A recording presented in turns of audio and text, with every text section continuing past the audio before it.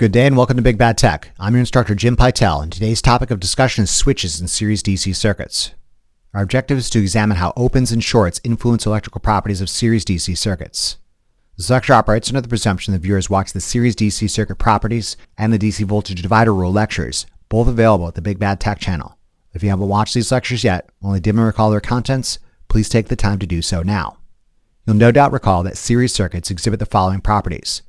Current through elements in series is the same, and for any closed loop, the summation of voltage rises equals the summation of voltage drops. As a preparatory exercise, consider this series circuit consisting of a 72-volt source, R1 having a value of 800 ohms, R2 having a value of 400 ohms, and R3 having a value of 600 ohms. As an exercise to the viewer, I invite you to solve for the voltage drop across, the current through, and the power dissipated by each individual element in this system. Additionally, solve for source current and total power. Use whatever techniques you wish. My only request is that you get the correct results the first time in the shortest time possible. By all means, pause the lecture and try this on your own. If you're tracking, you should have obtained the following values. Current through elements in series is the same. For this circuit, I source equals I1, which equals I2, which equals I3. The sum of voltage rises equals the sum of voltage drops. For this circuit, E equals V1 plus V2 plus V3. In summary, what goes up must come down. Finally, power in equals power out. For this circuit, power total equals P1 plus P2 plus P3. An application of the voltage divider rule demonstrates the voltage drop across resistor 1 to be 32 volts. An application of Ohm's law demonstrates current through resistor 1 will be 40 milliamperes. Current through elements in series is the same. I source equals I1, which equals I2, which equals I3, and they all equal 40 milliamperes. An application of Ohm's law demonstrates the voltage drop across resistor 2 to be 16 volts. An algebraic rearrangement of the Kirchhoff's voltage law equation for this circuit demonstrates V3 to be the remaining 24 volts. Power is equal to voltage times current. P1 is equal to V1 times I1. Substituting in given values demonstrates R1 dissipates 1.28 watts of power. P2 equals V2 squared divided by R2. Substituting in our given values demonstrates resistor 2 dissipates 640 milliwatts of power. P3 equals I3 squared times R3. Substituting in our given values demonstrates resistor 3 dissipates 960 milliwatts of power. Power in equals power out. For this circuit, power total equals P1 plus P2 plus P3. Substituting in our calculated values demonstrates that power total is 2.88 watts. As a means of checking our work, total power is equal to supply voltage times source current. Substituting our given values also yields 2.88 watts. I've got a reasonable degree of confidence these answers are correct, and we can move on with the rest of this lecture. Let's use these properties to assign nodal voltages in this system. Let's say we ground reference the negative terminal of the source and assign the following nodes, A, B, and C. See if you can use Kirchhoff's voltage law to determine the following voltages with respect to ground. VA with respect to ground, VB with respect to ground, and VC with respect to ground. By all means, pause the lecture and try this on your own. If you're tracking, you should have obtained the following results. Starting at ground and traveling in the clockwise direction, we first encounter a 72-volt rise. VA with respect to ground is undoubtedly 72 volts higher. Traveling from A to B, we encounter a 32-volt drop. Point B must therefore be a 72-volt rise, less a 32-volt drop, or 40 volts higher than ground. Continuing to travel from B to C, we encounter a 16-volt drop. Point C must therefore be a 72-volt rise, less a 32-volt drop, less another 16-volt drop, or 24 volts higher than ground. Let's use these electrical properties as a basis of comparison for our discussion of opens and shorts in series circuits. Copy these results down, or take a screenshot of these results for later use. Let's discuss opens first. As you are no doubt aware, a series path is an inline arrangement of elements such that one path for current exists. If there is an open or loss of connection anywhere in that series path, no path exists for current and no current will flow. In summary, an open anywhere in a series path will stop all current flow through all elements in that series circuit. If no current flows through any element, no voltage will be dropped across any element.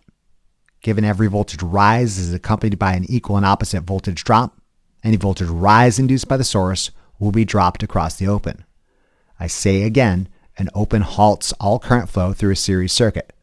If no current flows through any element, no voltage will be dropped across any element, and any voltage rise induced by the source will be dropped across the open. Allow me to demonstrate.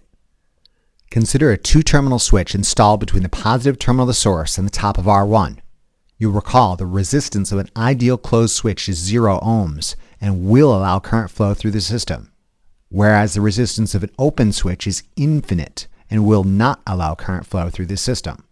You'll note the inclusion of the two-terminal switch necessitates an additional node I'm calling A single prime. In the closed state, the ideal switch presents 0 ohms of resistance and 40 milliamperes of current travels through the circuit, as our previous analysis suggests, with one minor modification. The switch is an additional element where we can calculate the current through it and the voltage across it. Current through elements in series is the same. The current through the closed switch is undoubtedly 40 milliamperes. Voltage is current times resistance. 40 milliamperes times 0 ohms yields a 0 volt drop. As anticipated, the voltage drop across the ideal switch is indeed 0 volts, and its presence has not influenced this system. Voltage at A with respect to ground would remain 72 volts, and given a 0 volt drop across the switch, voltage at A prime with respect to ground would also be 72 volts. All other properties remain unaffected. VB remains 40 volts and VC remains 24 volts. If, however, we open the switch, an open or infinite resistance exists between the positive terminal of the source and the top of R1. No circuit exists and no current flows. Source current equals 0, as does I1, I2, and I3. Given no current travels through any element, no voltage drop will be experienced by any element. V1 equals 0 volts, as does V2 and V3. Given no voltage across nor current through, no element dissipates any power. P total, P1, P2, and P3 all equal 0 watts. Given a 72 volt rise, all voltage will be dropped across the open. In this case, the gaping hole between the positive terminal of the source and the top of R1, A to A single prime. A voltmeter placed across the terminals of the switch would register a 72 volt differential. If you want to think of it this way, anything touching the positive terminal of the source is charged up to 72 volts, and anything touching the negative terminal of the source is 0 volts. A huge backup of potential exists across the open switch, just waiting for the switch to close. With regard to the nodal voltages with respect to ground, VA with respect to ground would be 72 volts, and VA single prime, VB, and VC would be 0 volts with respect to ground. You will again note that all voltage appears across the open, A to A single prime. Switches and opens can appear in other places in series circuits with similar effect, yet slightly different properties. Consider the same series circuit with a two-terminal switch installed between the bottom of R1 and the top of R2, B to B single prime. In the closed state, the presence of the ideal 0 ohm resistance switch does not influence this system, and 40 milliamperes of current will continue to flow through this system. You'll note the inclusion of the two-terminal switch necessitates an additional node I'm calling B single prime. In the closed state, the switch presents 0 ohms of resistance and current travels through this circuit, as our previous analysis suggests, with the addition that the ideal switch experiences 40 milliamperes of current through it and experiences a 0 volt drop across it. VA with respect to ground will remain 72 volts, and given a 32 volt drop across R1, VB with respect to ground will remain 40 volts, and given a 0 volt drop across the switch, V single prime with respect to ground would also be 40 volts. VC with respect to ground remains 24 volts. If, however, we open the switch, an open or infinite resistance exists between the bottom of R1 and the top of R2. As previously, no circuit exists and no current flows. Source current equals 0, as does I1, I2, and I3. Given no current traveling through any element, no voltage will be dropped across any element. V1 equals 0 volts, as does V2 and V3. Given no voltage across nor current through, no power would be dissipated by any element in this system. P total, P1, P2, and P3 all equal 0 watts. All voltage will be dropped across the open, in this case the gaping hole between the bottom of R1 and the top of R2, B to B single prime. A voltmeter placed between the terminals of the open switch would register a 72 volt differential. If you want to think of it this way, anything touching the positive terminal of the source is charged up to 72 volts, and anything touching the negative terminal of the source is 0 volts. A huge backup of potential exists across the open, just waiting for the switch to close. In this configuration, you will note that both ends of R1 are at 72 volts. This is different than our previous configuration, and perhaps a little counterintuitive because we know R1 experiences no voltage drop if no current flows through it. I must remind you that voltage is a 2-point measurement, with one end of R1 at 72 volts and the other end of R1 at 72 volts, no voltage differential exists and no current flows. A voltmeter placed across the terminals of R1 would demonstrate a 0-volt drop.